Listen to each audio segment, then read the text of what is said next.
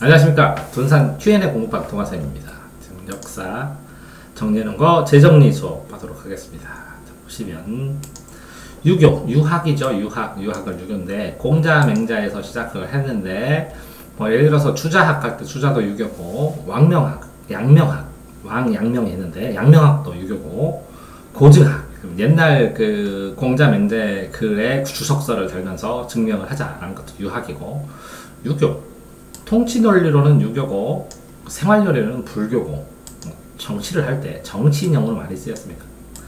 정치, 통치. 왜 통치, 정치를 할 때 유교를 쓰였냐면 유교가 서열이에요. 서열. 사람 위에 사람 있고 사람 밑에 사람 있다. 그 질서를 잘 잡아요.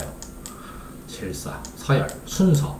그러니까 통치하기가 좋죠. 양반 밑에 평민 있고 평민 밑에 노예 있다. 이렇게 하면 얼마나 좋아요. 통치하기가. 그래서 사람 한 사람 밑에 사람이 있죠. 그래서 높은 사람, 낮은 사람을 잘 나눠주니까 정치 통치인용으로 유교가 좋았습니다. 그래서 고려 전기에 광종 때 쌍기의 건의에 의해서 쌍기라는 사람이 과거제를 실시하면 좋습니다. 그러면 왕의 신하를 직접 뽑을 수 있잖아요. 그러니까 괜찮네. 그러니까 공부시키니까 국자감 대학도 만들고 지방에다가 향교도 만든 다음에 지방에서 공부하다가 국자가면서 공부하고 그 다음에 과거 실시하면 똘똘한 놈은 뽑아야지 이런 생각을 했고 성종 때는 최승로라는 사람이 있습니다. 최승로 이게 시무 임무를 하는 시책, 대책 28개조를 딱 올렸는데 채택을 했을라나요? 뭐 유교 정치를 했는데 귀족들이 반대를 하겠죠. 시무 28조, 28개의 법조문입니다. 법조문. 이런 대책이 있다. 임무, 일을 시행하는 28개의 대책이 있는데 이걸 시행하면 정치가 좋습니다. 정부가 좋습니다. 그랬더니 귀족들이 아마 반대를 했겠죠. 자, 고려 중기에는 전기, 중기, 후기 이렇게 나눠보네요. 전, 중, 후, 고려는. 그래서 사학 12도, 사립학원 12개의 무리. 12개의 큰 사립학원이 생겼고 그 중에 해동공자 채충이라고 하죠. 채충이 9개 학원, 학원 재벌이네요. 채충, 구제학당이 만들어졌습니다. 그래서 학원입니다. 자, 국자감은 7제. 그럼, 이 사립학원이 이렇게 9개나 되고 12개나 되는데, 국가도 좀 만들어야지. 7개의 대학, 실제. 관학진흥책으로. 자, 이거는 사학이죠, 사학. 개인의 학문 말고 관청에서 하는 학문도 진흥을 하랬더니 실패를 하겠죠. 귀족들이 반대를 하니까. 왜? 내 자식 그냥 음서로 벼슬 딱 주려고 그랬더니 과거제 받은 사람 실력 있다고 여기서 싹 먹으니까 내 자식이 들어갈 때가 죽잖아. 공신들이 음서제를 하려고 하는데 그러니까 귀족들이 반대를 하니까 실패를 하겠죠. 자, 그렇게 내려오다가 성리학도 우주의 본성과 이치에 대해서 연구를 합니다. 이치는 이고 현실은 기고 이기론. 인간은 성선설로 태어나고 뭐 이런 인간의 본성과 우주의 원리에 대해서 연구하는 이 성리학을 잘한 사람이 주자학입니다. 주자학. 작자가 들어가면 성인입니다. 성인. 이 주자학에 의해서 우주의 궁극적인 원리야 인간의 심성, 선성설을 연구를 하는 것도 유교입니다. 유교. 그래서 유교 공부를 많이 하다가 이게 충렬왕 때 충성 그러면 몽고의 지배에 의해서 몽고 황제에 충성해라 했을 때 충자 돌림 충렬왕 충성왕 이렇게 되는데 안양이라는 사람이 성리학이라는 게 있다 하고 소개를 딱 해서 공부를 해서 소개를 했겠죠. 그 다음부터 쭉 퍼졌겠죠. 그렇게 되면서 충선왕은 책 좀 읽어 만권 모아놓을 테니까 만권남 공부하는 거 이렇게 만들어 놨겠죠.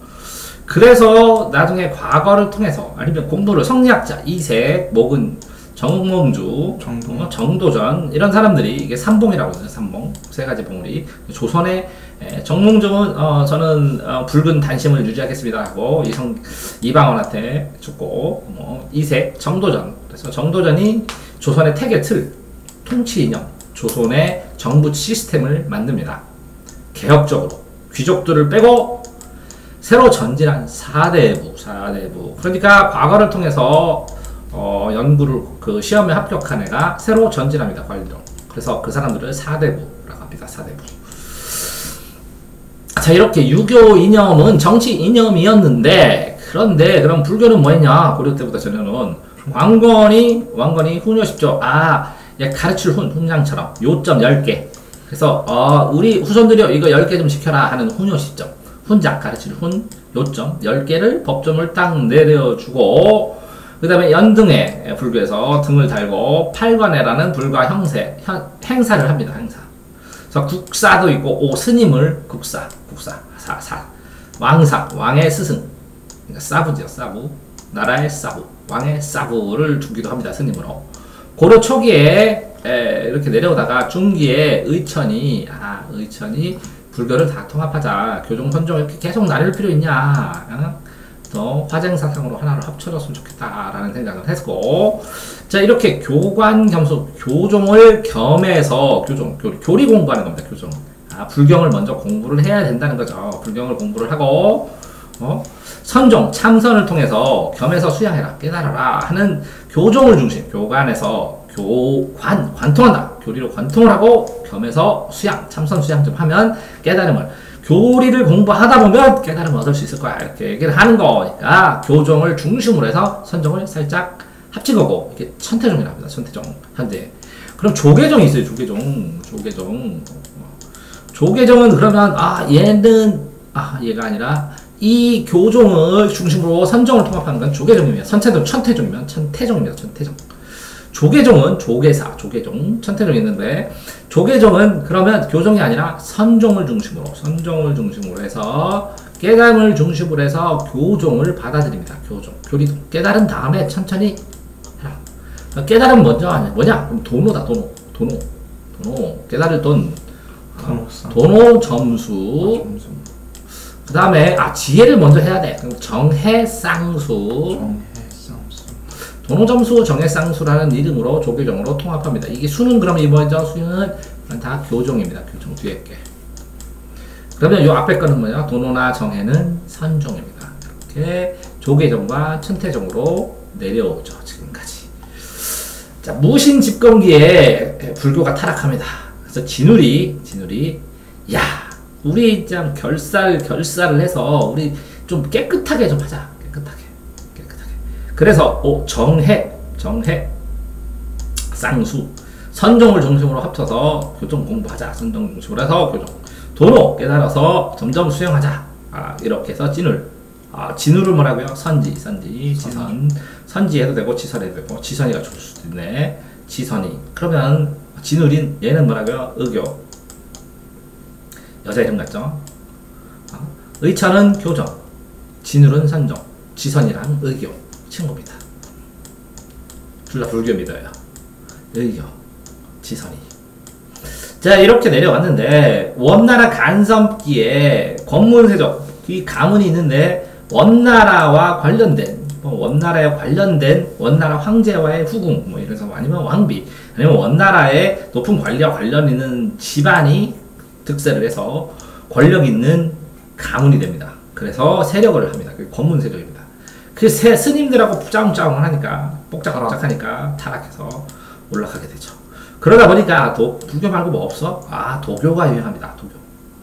또 이렇게 사회가 혼란하면 왕실에 후원하면서 제사를 지냅니다. 제사. 이런 왕실에서 이렇게 도교 제사를 지내는 관청이 소격서 이런 것도 옛날에 있었는데, 소격서. 왕실의 도교적인 행사를 하고 예헌, 주술. 자, 풍수지리는 뭐냐? 바람과 물입니다. 그럼 땅이 이렇게 있으면 여기에 물이 흘러야 되고 겨울바람을 막아줍니다. 그래서 이게 남쪽 지방으로 돼야 돼요.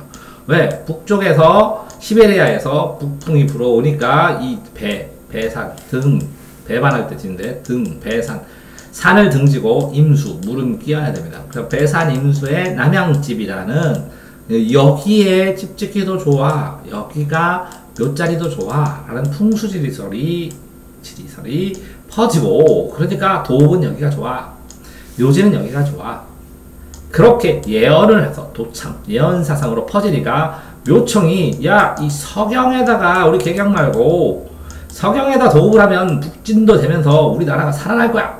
그랬더니 김부식 일파가, 여기는 묘청 정지상이고 김부식 일파가 삼국 사기 쓴 사람인데, 삼국 사기. 일연은 동그라미니까 삼국 유사를 쓴 사람인데, 김부식 일파가 개경에서 무슨 헛소리야, 너 반란이지 하면서 제압해버립니다.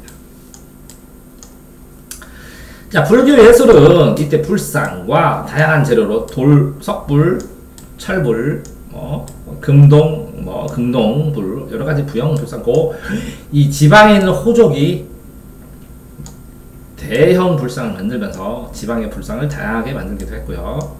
탑도 이게 여러 가지 각으로, 팔각 비례, 팔각. 월정사는 89, 89, 89, 89, 89, 팔각 탑.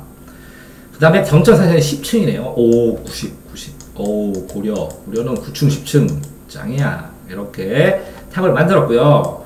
보시면, 이 석가열의 좌상, 여기 누워있어요. 앉아있기도 하고, 관촉사의 미륵보상은, 편안하게. 관촉사의 미륵보살, 미륵은 미래 부처죠. 보살함이 석조불로 있습니다. 자, 스님의 탑, 선종의 연양으로, 이렇게 부도라고 그러는데, 이렇게 스님의 사리들을 이렇게 집어넣어가지고, 돌로 이렇게 해놓은 게, 이 부도. 여러 가지 스님의 탑도 만들어지고, 이 당시에 건축물을 보면 이렇게 지붕이 이렇게 있으면 이렇게 볼록 이게 흘림 기둥이면서 주심포 양식입니다. 주심포 양식. 이 중심이 넓어요. 그렇게 해야 멀리서 볼 때는 이게 반듯반듯해 보입니다. 그래서 안동 봉종사 극락, 부처님 극락가라고 비는데 여기가 볼록볼록한 그런 주심포 양식으로 집을 많이 지었고, 현존하는 최고의 오래된 목조, 현재 존재하는 최고의 목조 건축물 극락전이 있습니다. 고려 양식에는 다포 양식, 주심포인데 여기 여러 개가 했나 보네요. 다포 좀 찾아봐야겠네. 자, 귀족예술 고려 자기. 자기는 도자기입니다. 도자기인데 청자는 푸른색 빛이 나죠. 신라에서 발에서 손까지 유행했었는데, 이 청자를 한번 만든 다음에 여기다 파요. 꽃 모양을 파. 그 다음에 여기다 색깔 있는 흙을 여기다 메꿔요. 그 다음에 유약을 맺히는 게 이게 상감 비법입니다. 상감. 그래서 고려만의 독특한 기술이고, 원 간섭계는 그냥 분청 사기로 대량으로 만들었죠. 나전칠기는 조개 같은 거를 나무에다 붙여요. 붙인 다음에 오칠을 막 해요. 그럼 바짝바짝 해지거든요. 나전칠기도 만들고, 청동에다가 긁어내요. 여기다 은을 또 집어넣어요. 은 입사기술을 했는데, 어쨌든 글씨는 이 당시에 구양순이라는 중국 사람의 글씨체. 탄현스님의 글씨. 사셨다고 그러죠. 예성강도나 이력의 예성강도 그 그림이나 공민왕의 천산 수렵하름도, 불안은 헤어의 수월 관음보살도, 이런 유명한 그림들이 있습니다. 송나라에서는 대성악이 송에서 악으로 들어왔고, 당나라의 당악은 우리나라는 소각으로 들어와서 맞죠? 대성악. 역사서도 만났고, 고려전기에 칠대실록이 없어졌죠. 김부식은 삼국사기, 이련은 삼국유사. 김부식은 사대죠. 이련은 자두죠. 신라를 계승했고, 유교적 합리적 사관인데 현존 역사서 중에서 제일 오래됐다는, 그렇죠. 나머지는 다 없어졌으니까. 자, 보시면 고려 중기에는 무신 집권, 무신들이 힘을 가질 때, 원 간섭을 할 때, 이 자꾸 적이 있으니까 우리 자주 정신도 좀 커진 거고, 이규보는 동명왕편의 주몽을 쓰고, 이승윤은 제왕기의 단군을 쓰고, 이련은 삼국유사, 불교적이고 고구려고 단군도 소개하고 자주적으로 썼고, 이재은도 성략적 관점으로 글을 썼죠. 그래서 동명왕편, 고구려 계승이지 주몽이니까 이렇게 되는 여러가지 책, 이승유의 제왕기, 이련의 삼국수사, 이규보의 동명왕편, 이재은의 성략적 관점, 이렇게 기억을 하시면 될 것 같습니다. 전체의 줄거리나 흐름을 빠르게 잡는 게 중요할 것 같습니다. 수고하셨습니다.